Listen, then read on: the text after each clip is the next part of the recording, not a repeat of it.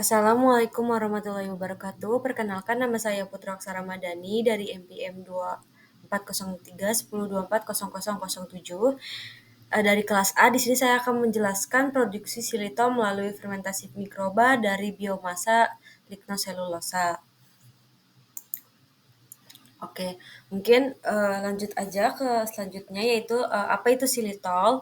Silitol adalah senyawa gula, sejenis gula alkohol yang terdiri dari 5 atom karbon. Rasanya tuh mirip gula pasir, tapi kalorinya tuh lebih rendah sehingga lebih aman untuk kesehatan. Silitol ini juga tidak memerlukan insulin dalam proses metabolisme, jadi cocok digunakan sebagai pemanis bagi penderita diabetes. Selain itu, silitol bermanfaat untuk mencegah kerusakan gigi karena sifatnya yang anti karies.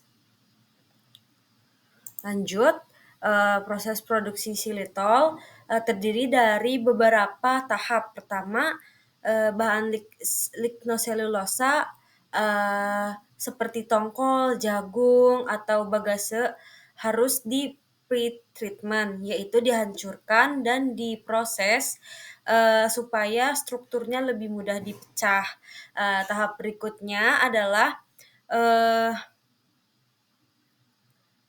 hidrolisis herbiselulosa menjadi silosa. Setelah itu, silosa difermentasi menggunakan mikroorganisme, contohnya Candida tropicalis. Proses fermentasi ini dilakukan dalam suhu sekitar 30 sampai 37 derajat Celcius. Dan pH tuh di sekitar 5 sampai dengan 6. Terakhir yaitu silitol dipisahkan, lalu dimurnikan, dan setelah itu dikristalisasikan. Nah, di sini ada buktinya dari jurnal yang saya pilih di paragraf pertama halaman 1515. Lanjut ke diagram prosesnya ini. Pada diagram ini bisa dilihat alur produksi silitol dimulai dari bahan baku lignoselulosa yang di pre-treatment, terus kemudian dihidrolisis menjadi silosa, terus habis itu selain itu selanjutnya silosa difermentasi menjadi silitol dan jadi silitol oleh mikroba Candida tropicalis ini. Setelah itu tahap terakhir yaitu pemurnian dan juga kristalisasi. Lanjut di hasil produknya. Hasil akhir dari produksi proses ini adalah silitol yang berbentuk kristal berwarna putih. Xilitol ini banyak digunakan sebagai pemanis yang rendah kalori, terutama untuk produk-produk khusus penderita diabetes dan juga untuk permen karet atau untuk pasta gigi seperti itu. Lanjut ke substrat produksi. Substrat atau bahan baku utama yang digunakan dalam produksi penelitian silitol ini berasal dari limbah lignoselulosa.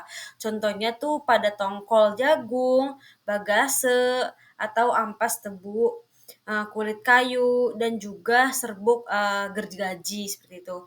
Bahan ini kayak hemiselulosa yang dapat dihidrolisis menjadi silosa. Ini bisa dilihat di jurnalnya di halaman 1515 sampai dengan 1516.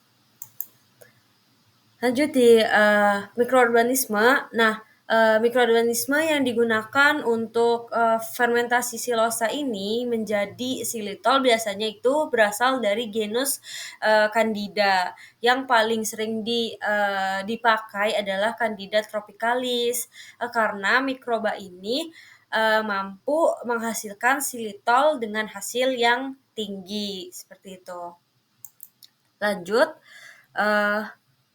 mu ke oh ya, ke proses fermentasinya ini, fermentasi, di sini juga, mikroorganisme, muncul pada saat, proses fermentasi, di mana fermentasi dilakukan dalam kondisi semi aerobik atau dengan oksigen yang terbatas. Suhunya berkisar 30 sampai 37 derajat Celcius dengan pH antara 5,5 sampai dengan 6.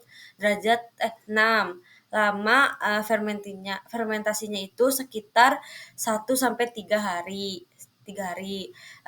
tergantung jenis mikroorganismenya, seperti itu. Nah, mungkin, ini referensi yang saya gunakan, materi ini yang saya rangkum dari jurnal internasional yang berjudul, eee Critical Review in Food Science and Nutrition, yang ditulis oleh, Yur Rehman, dan rekan-rekannya pada tahun 2013. Mungkin cukup sekian presentasi dari saya, kurangnya mohon dimaafkan. Wassalamualaikum warahmatullahi wabarakatuh.